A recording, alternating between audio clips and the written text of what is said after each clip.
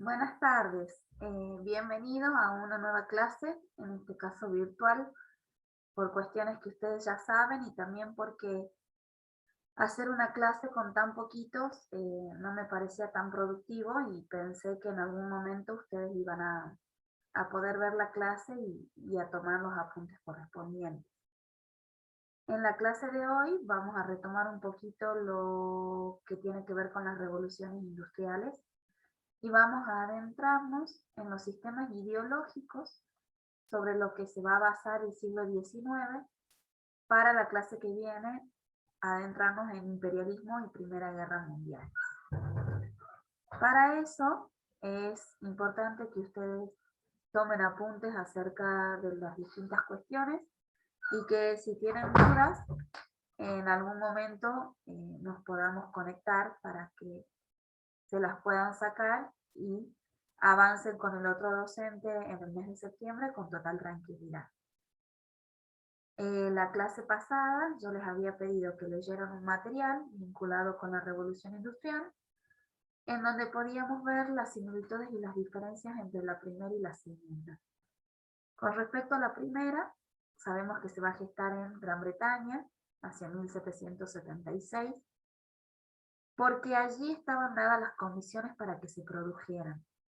Es una revolución de tipo económica que se consolida en Gran Bretaña, sobre todo porque tiene un sistema político muy bien establecido, que es la monarquía parlamentaria, y un sistema de comunicaciones que la convierte en una de las principales potencias. Cuando digo comunicaciones, piensen sobre todo lo que tiene que ver con la vía marítima, ¿sí? Recuerden que es una isla. Esa primera revolución industrial se va a desempeñar en la industria del algodón, con la aparición de nuevas invenciones como la máquina de vapor, la máquina de hilar, ¿sí? Que va a permitir producir más en menos tiempo, que es una de las condiciones que establece esta revolución, ¿no? Este cambio brusco que se produce, como les decía recién, desde lo económico. ¿Qué consecuencias tienen, sobre todo desde el punto de vista social, la aparición de dos nuevas clases sociales? Por un lado, la burguesía, que es la que tiene, acuérdense, los medios de producción, el material para que el obrero pueda trabajar, y por otro lado, el proletariado que posee la fuerza de producción, es decir, la mano de obra. Eso lo hemos analizado mucho cuando vimos la historiografía marxista, ¿sí? Que también es una de las ideologías que empiezan a aparecer en escena. Otra consecuencia es que la máquina va a ir reemplazando al hombre en su trabajo. Va a aparecer la figura del mecánico, por ejemplo, que antes no existía, para poder arreglar las máquinas que se rompan. Y eso va a dar lugar ya a una sociedad que empieza a ser capitalista. La mano de obra obrera que va a venir a las ciudades se traslada después de la crisis que se produce hacia el siglo XVII, cuando el rey decide cercar, ¿sí?, las tierras comunales que había en el campo. Eso se denomina enclosures, cercados.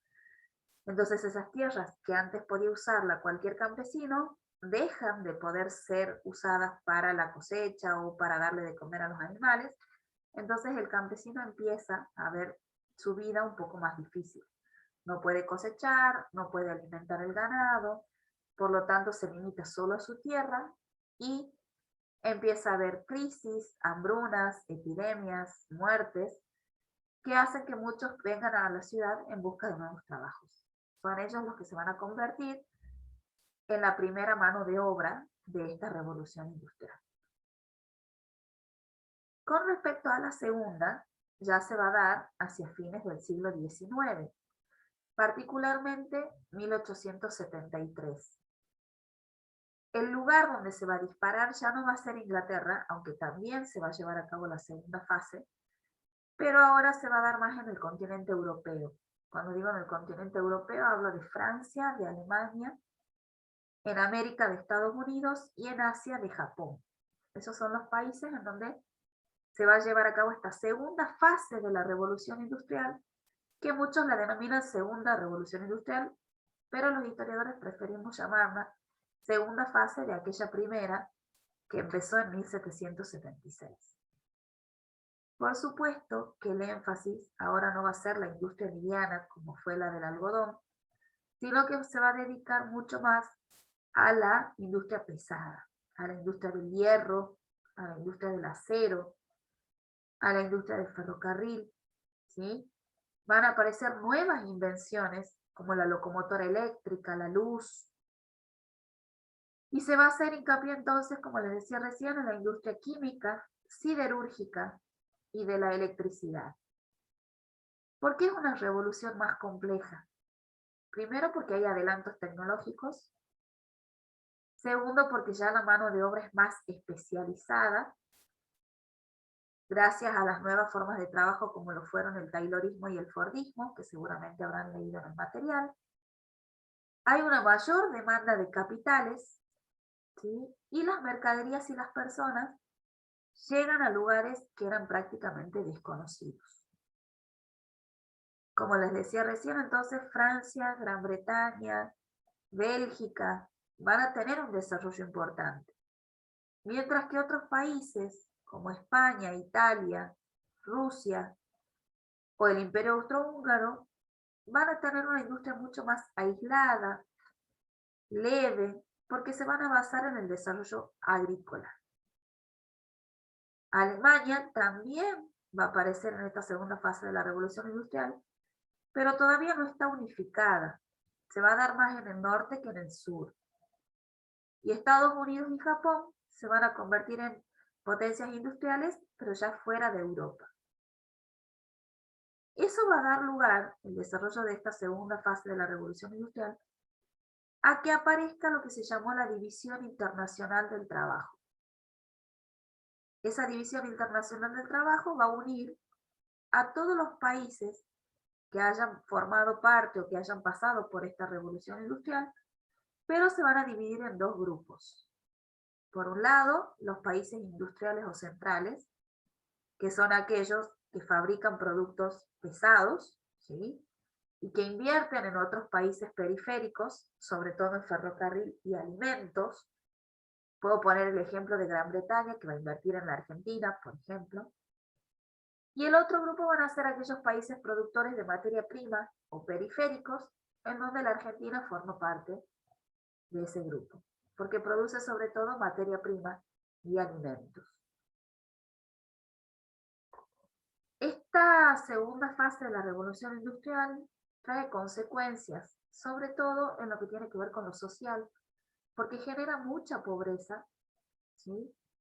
Genera que muchos migren de su país en busca de mejoras laborales, porque imagínense que ahora los avances son mucho más rápidos, se necesitan menos manos de obra, por lo tanto la crisis aumenta. Hacia 1873 se va a producir una crisis que se conoce como la Gran Depresión. Esta crisis, a diferencia de todas las crisis, que son por lo general de ausencia o de falta de algo, en este caso va a ser de sobreproducción. Producto de la revolución industrial, muchos países se van a lanzar a producir en serie, en masa, en cantidad, y va a llegar un momento en donde no van a tener dónde invertir ni dónde vender sus productos. Entonces se habla de una crisis de sobreproducción. Es mucho más lo que se produce que lo que se vende, ¿sí? Como consecuencia, ¿qué tienen que hacer los grandes empresarios? Bajar el precio de los productos, venderlos a un costo muy barato para no competir con las otras empresas y poder obtener beneficios, ¿sí? Y muchos de ellos que no pueden hacer eso terminan quebrando, cerrando sus fábricas y generando mucho desempleo. Esta gran depresión tiene que ver también con una crisis del petróleo que se va a producir en la zona del Cercano Oriente.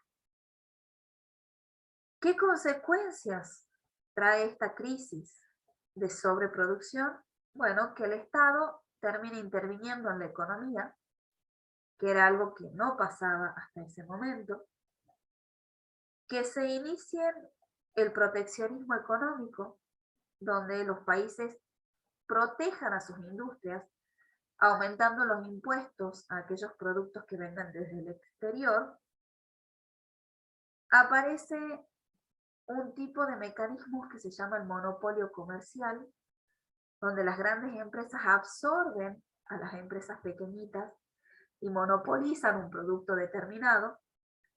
Y siempre les pongo el ejemplo de la Coca-Cola, ¿sí? Como que la Coca-Cola compre a pequeñas empresas como la Seco, la Torazo, la Priti, y se dedique a monopolizar todo lo que tiene que ver con la bebida cola, por ejemplo.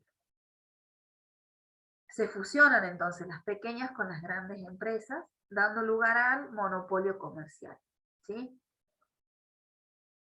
Paralelo a este desarrollo económico, van a empezar a aparecer en escena distintas corrientes ideológicas que van a influenciar en algún punto en los procesos que vamos a ver posteriormente.